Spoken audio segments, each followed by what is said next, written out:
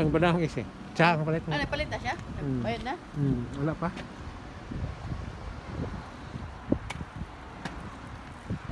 Dito kami ngayon guys sa aming pamilihan. Plate number ng sasakyan ko guys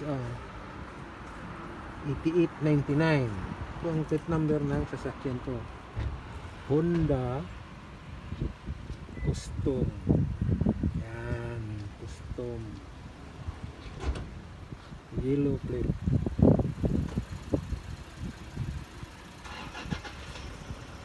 Honda Custom Inbox. Yan, Inbox. White color.